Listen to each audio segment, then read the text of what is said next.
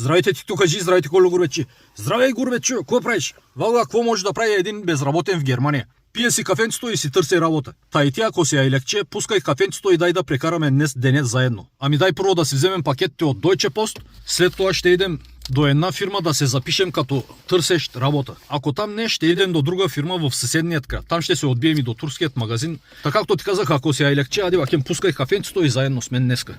Той на работниците им писна тук. Да ми търсят пакетите. Това са пакетите за сега, после ще ги отворим заедно, ади вакем. Дай да видим и цената на горивата каква е. 1,81 дизел.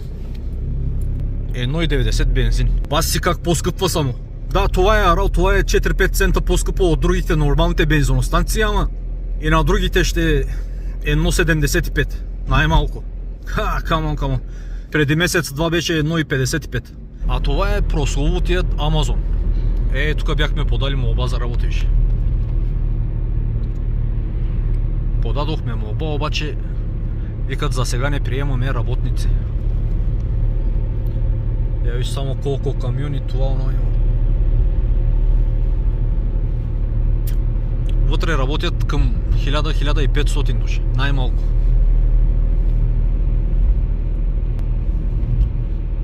Дай първо да си направим Аушверше от турският маркет, след това ще идем до сайт фирмата да се запишем.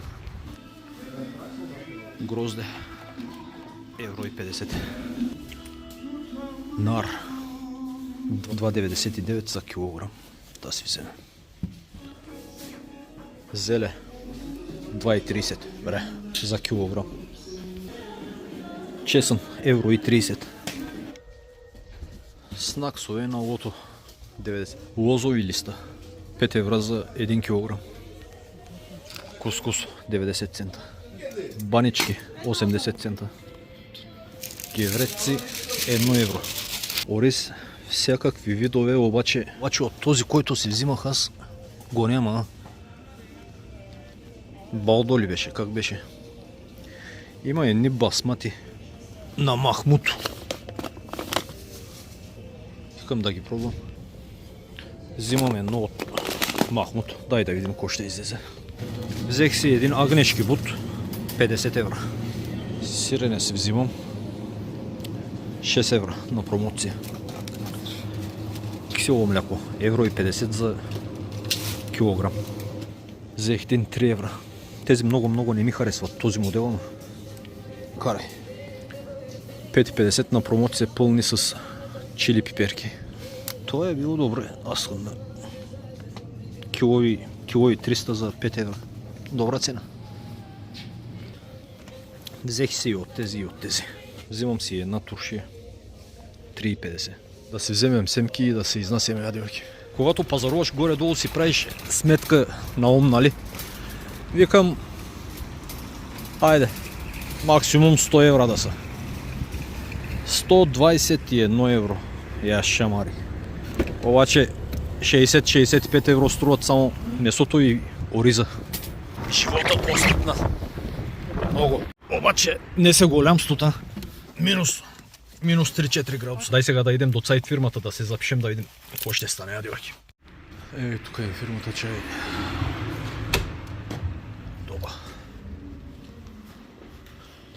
Дай да видим.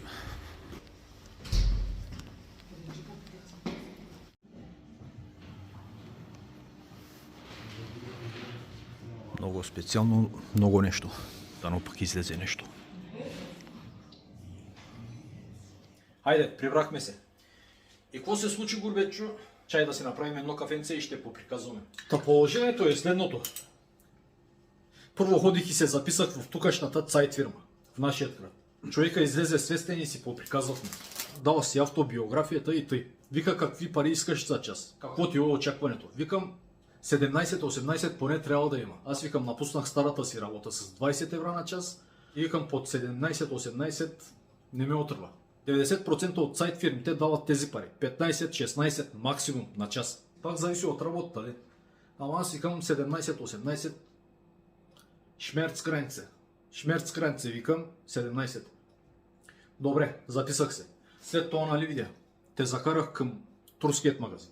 Оттам ходихме в сайт фирмата в този град. Той е на около 10 км от мен. Отидохме и се записахме. И точно в този момент звъни тази първата фирма, в която се бях записал. Вика, има една работа на 3 смени. Правят вика някакви фасадни отливки за фасадата на сградите, разбираш ли? Точно и аз не знам кое.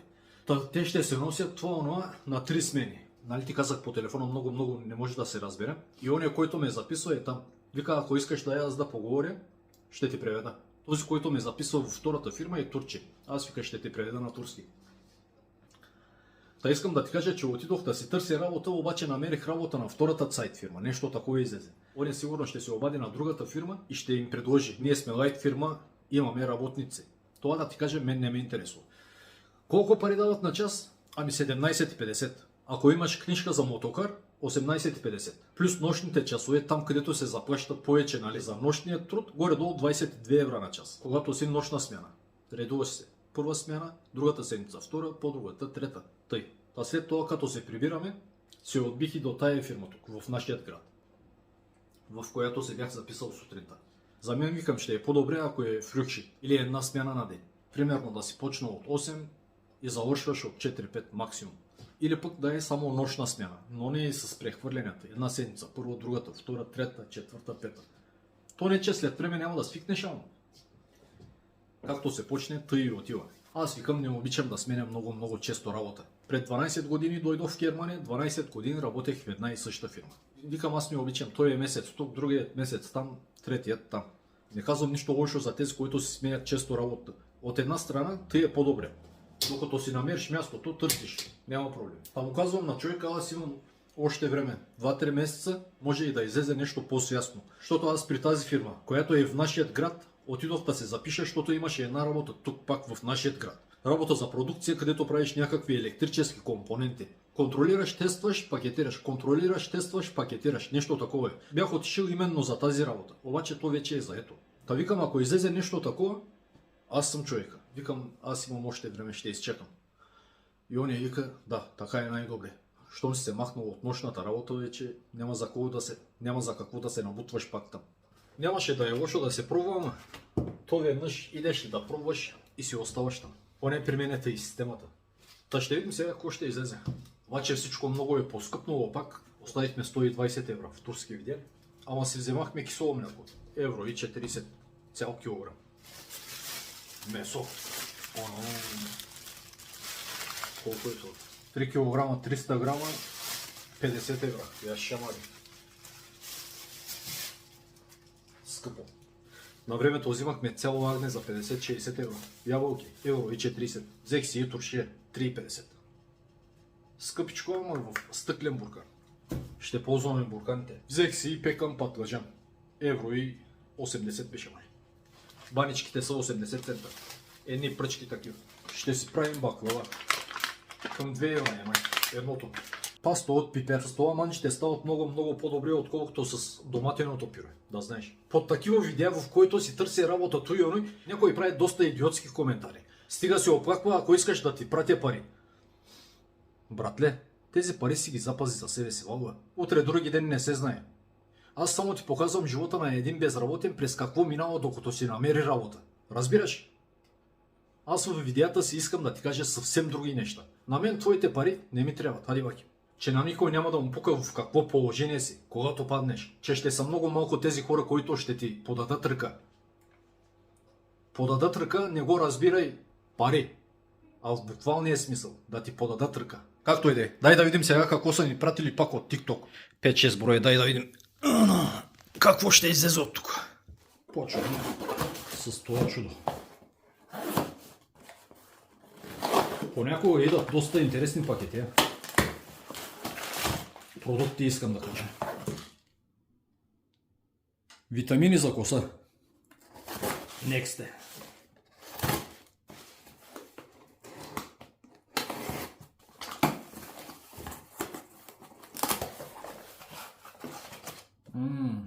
Бедроп.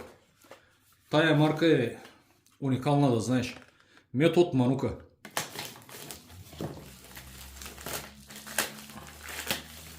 Предполагам са слушалки. Не. Това е електрическа ногтерезачка, да знаеш. И това е нещо много интересно. Той кой е? Пакет в пакет. Окей, ага. Никотинамид от Windboss. Това са едни стикчета такива с течност, които са пълни с никотинамид, рибосид и там разни други работи против състаряване. Този кашон са го отворили. Ще ти покажа кой е го. Това кое е? Парфюм? О, ситер. 50 евро. Я виж? Бре. Гелдберзе. Това е портмоне. Гелдберзе. Я виж? 49 евро. Я шамари. Бре. Кредитни карти, ала-бала. Добра кожа. Страхотно. Бре. Знаеш ли кое е това? Улична лампа. Улична, градинска. О, голямо. Доста голямо. Аз преди бях получил едно такова, обаче по-малко. Я виж каква лампа си има вече, горбетчета. Това е с соларно зареждане. Бре, я да го видим. То трябва да си има и дистанционно. Така. Бре.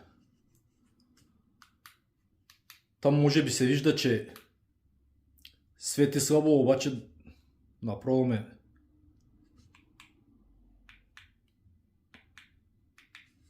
Тук си имаш проценти. Дали да свети на 100%, на 50%. Добра играчка. Страхотно. Трябва да дойде и Хермес.